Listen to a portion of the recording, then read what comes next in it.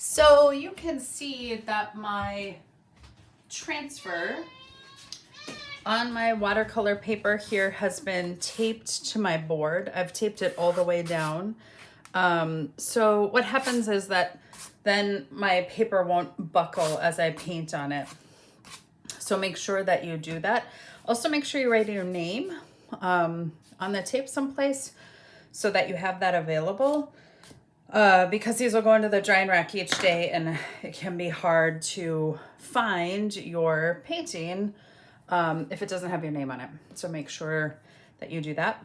I do also recommend, I'm gonna paint, I need to paint with both of my reference photos, like kind of visible and available. This one for shadows, this one for colors, even though I could choose to change the colors in my image. I don't have to paint the exact colors that are in my photograph. Like if I want to make this feel more fall, I wouldn't have to paint all the green. I could paint it more fall colors. So you do have color flexibility with your painting. We do just want to make sure that you keep both photos kind of handy because you'll need to reference them as you paint. So the color one is kind of small, so I'm worried I'm gonna lose it. So I just went ahead and taped it to my board next to my painting. So it'll be there the whole time that I'm painting. So I am all set to paint. I have everything ready to go. And you can see that I didn't transfer clouds. I'm just gonna go ahead and use paper towel and make that cloudy sky happen using some paper towel. So I'm just gonna get some of my blue paint here wet and ready to go. Making sure that I'm using plenty of water so that I don't end up with a color that's too dark a blue. And you can see that I'm kind of mixing it up here in kind of an end tray. I always prefer the warm blue. It's just the blue that I prefer, and I'm just gonna add water. So I'm making a full little cup of my sky color so that I have enough paint so that I don't have to stop. Like this is a lot of sky. It's a bigger sky than I've painted before. And so I wanna make sure that I have enough paint before I get going. So you can see I've really filled that cup up, and now I'm really gonna soak my paintbrush in there, and I'm going to just start painting my sky using that color. As I go, I can go ahead and lift some clouds, right? Because that's a cloudy day in the photograph, and I'm worried that my paint will get too dry if I'm not quick enough. So I did grab a little bit of cloud. I'm gonna do some more, obviously. I'm gonna go ahead and paint, this is a tree, and I'm gonna go ahead and paint right over the top of that tree. I'm gonna need blue behind it for sky holes. And I do know from working on the other landscapes that we've done together that I can easily paint a tree over the top of this little bit of light blue sky. So I'm not worried about, if you have a tree, don't worry about painting around the tree. Just go ahead and do what we did in class and paint, just go ahead and paint right underneath that tree is a-okay fine. So when we make a painting that we're gonna spend a few days on, because it's not gonna be possible for me to finish this in one go, it's important for me to kind of think about a couple of things. One, I'm always painting from back to front. So my furthest back kind of moment here in this landscape is going to be my sky. If I have a wooded scene, I'm going to paint with some mixy colors, right? To make kind of that wooded scene happen. A lot of you will have a sky that you're gonna need to put in.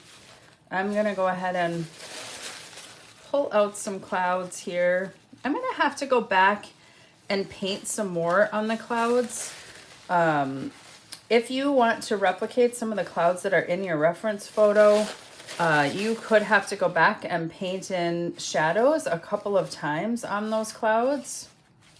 But at least this like kind of lifts out some of the white space for kind of the cloudy sky that's here. I will be able to come back and work on these clouds a little bit. I'm gonna let most of my sky dry before I make that happen. So you can see I'm going back over. I lost a few because my washes were still really wet. So I'm going back, kind of adjusting the shape of the clouds that are there until I'm happy with them, or reasonably happy with them. Give my horizon line maybe some cloudy texture. And there, I didn't have to transfer those clouds. I was able to go ahead and just lift those clouds. I can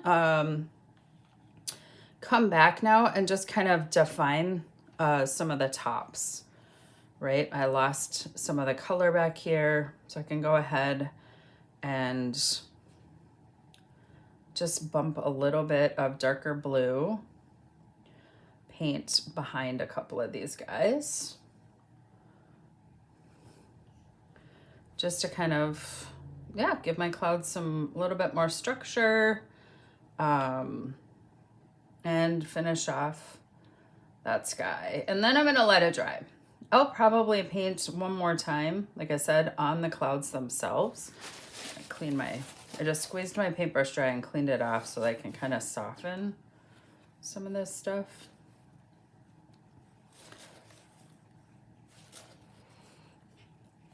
And I'm gonna probably use my paper towel one more time in here.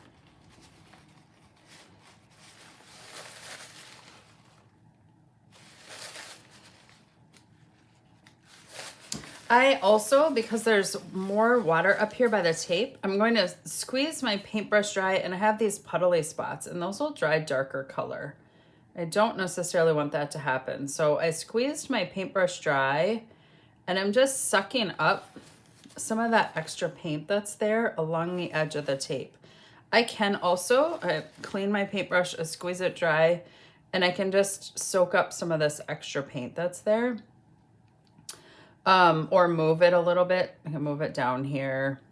If I leave it there, when it dries, it will have that kind of puddly bloom mark, and I don't necessarily want that there. So I'm gonna just go ahead and kind of dry that off right away so that it doesn't happen.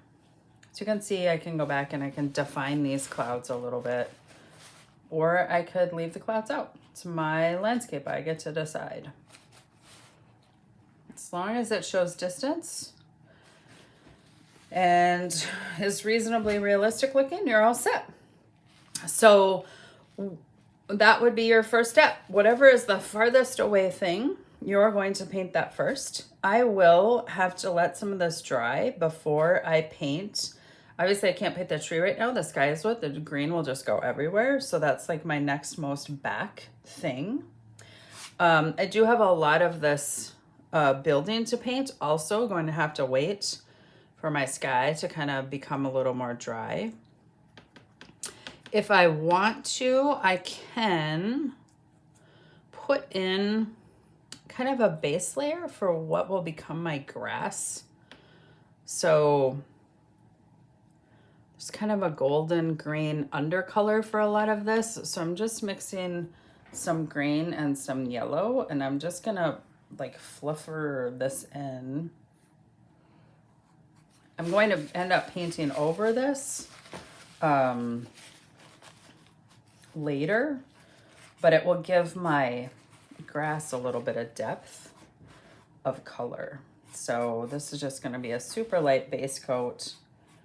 And I'm going to work to go around these detail flowers as carefully as I can, but this is a pretty light color, so I think I should be okay for even painting over all of this. So if you have a lot of grass, you might want to think about doing what I'm doing and adding a big like base coat that you'll paint over and in addition to. You can see I have like this golden edge back here. So it's kind of what I'm going for, is just that idea that the background is a golden green grassy situation. And with the exception of the yellow flowers, I know that those are like little daisies, and so I want some of those to really be yellow later on, so I'm not going strongly over those. I'm just kind of trying to paint around that section. At this point, I'm going to have to let this dry. If I'm impatient for next steps, I can go ahead and I can use the blow dryer. It's not going to take that long for it to dry.